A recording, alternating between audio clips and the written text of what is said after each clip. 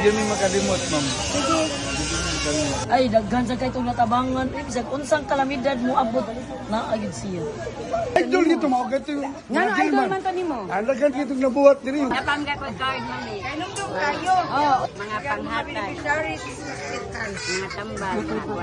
Mga tambal. Wagi ko anomalya. Wagi to kaso siya gyud. Wa gyud, no, mao gyud. Mao nang anak sa Sanita.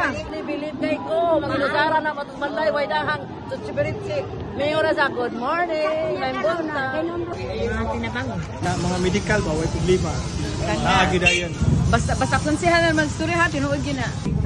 Main tao. Sa elementary pa ko, ay sa hospital ko, dayon, nakatabang imong papa sa katong card. Wala ko'y nabayaran sa hospital. Pila man ko'y imong bill? Kuhan, mga almost 60 kapin. Kuan man gyud to siya, tabang man gyud to. Nakakatabangan niya. Daghan kay siya nga tabangan sa school, diri sa APAS. Estudyante pa akong anak, natabangan jud niya. Matambal.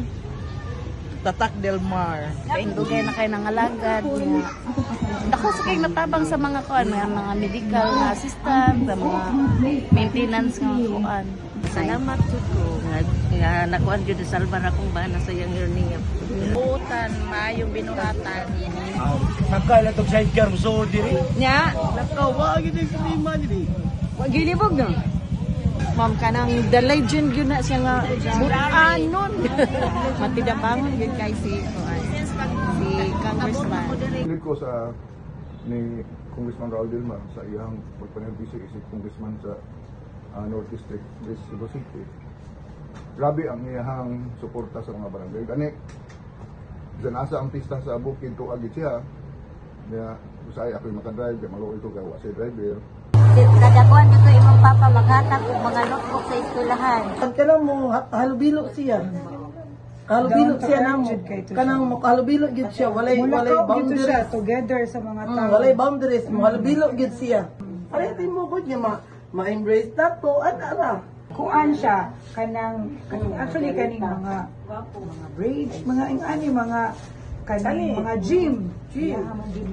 Ang apong barangay nga uno, siya gyud po na. O kani, siya gyud ani, nagpalit sa yuta, nagpatukod, iha gyud ni.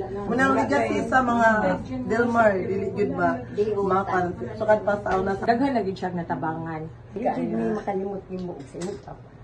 Kumuha na si Dilman nga rin sa Cebu City. Kailan ko natabangan siya nagtabag, 30,000 yung gatag. Beneficiary mo yan sa tanan. Oh, labi na tambal, tanan. The best yun din mga the best. The best congressman. The best ever.